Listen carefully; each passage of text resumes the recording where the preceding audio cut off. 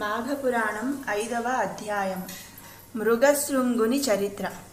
కుత్సుడనే బ్రాహ్మణ కుమారుని పుత్రుడగుటచే ఆ బ్రాహ్మణ బాలుడు కౌత్సుడని పిలువబడసాగాడు. ఈతనికే మృగశృంగుడని పిలుస్తారు. కౌత్సుడు కావేరీ నది తీరమందు ఘోర తపస్సు చేసుకొను సమయంలో ఆ అడవి యందున్న మృగములన్నీ తమ కొమ్ములతో అతనిని గీకుతూ ఉండేవి. అందుచేత ఆ విప్రబాలునికి మృగశృంగుడనే పేరు స్థారకమైనది. శృంగం అనగా కొమ్ము అని అర్థం. వివాహమాడే వధువు యొక్క గుణగణములు. బ్రాహ్మణ బాలుడైన కౌత్సుకుడనే మృగశృంగునికి యుక్త వయస్సు వచ్చింది. తల్లిదండ్రులు ఆ బాలునికి వివాహము చేయ నిశ్చయించి తగిన వధువకై అన్వేషించసాగారు. విషయము తెలుసుకున్న విప్రబాలుడు తన తల్లిదండ్రులను ఉద్దేశించి ఇట్లన్నాడు: తల్లిదండ్రులారా, నాకు వివాహం చేయాలనే మీ తపన నన్నెంతగానో ముగ్ధుణ్ణి చేసింది. కానీ వివాహము చేసుకునే ముందు వధువు యొక్క గుణగణములను పరిశీలించవలెను గదా.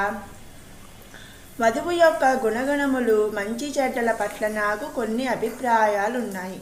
వాటిని వివరించెదను, వినండి అంటూ చెప్పసాగాడు. వధువు గుణవతి, శీలవతి అయి ఉండాలి.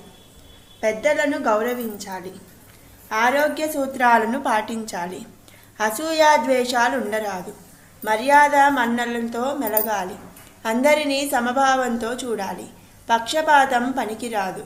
అత్తమామలను ఆదరించాలి. వినయ విధేయతలతో మెలగాలి. భర్తను తోలనాడరాదు. భర్తకు అనుకూలంగా మెలగాలి. మంచితనము నెమ్మదితనముతో ఉండాలి.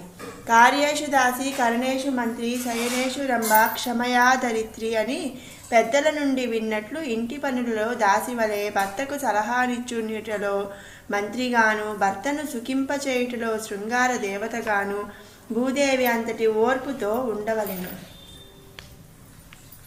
ధర్మార్థ కామ మోక్షముల నెడి చతుర్విధ పురుషార్థముల నెరింగి వాటికి అనుగుణంగా మెలుగుతూ మోక్షమును పొందు మార్గమును అన్వేషించున్నదిగా ఉండవలెను.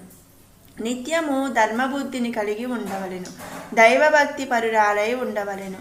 ముఖ్యముగా వధువు పుట్టినింటికి మెట్టినింటికి పేరు తెచ్చేదిగా ఉండాలి.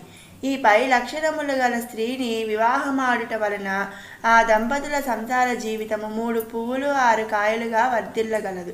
పెద్దల మాటను గాని భర్త మాటను గాని జబదాటక వారికి అనుగుణంగా నడుచుకొను స్త్రీ పరమ పవిత్రురాలై దైవ సన్నిధికి చేరగలదు. కావున అట్టి సద్గుణ సంపన్న అయిన స్త్రీని వివాహమాడవలెను. అందరినీ ప్రేమానురాగాలతోనూ సమభావంతోనూ చూడాలి. అట్టి స్త్రీ ప్రజలందరి చేత ప్రశంసలు పొందగలదు. కీర్తి ప్రతిష్టలను ఆర్జించగలదు. చల్లని తల్లి అని పరుగురి చేత మెప్పు పొందాలి. సద్గుణములు గల భార్యను పొందిన వానికి అంతకంటే వేరు స్వర్గము మరొకటి ఉండదు. పురుషునికి పూర్వజన్మ సుకృతం బాగుగా లేనిచో పరమ గయ్యాలి అయిన భార్య దొరుకుతుంది. ఇక వారి సంసారమంతా నరక కూపమే.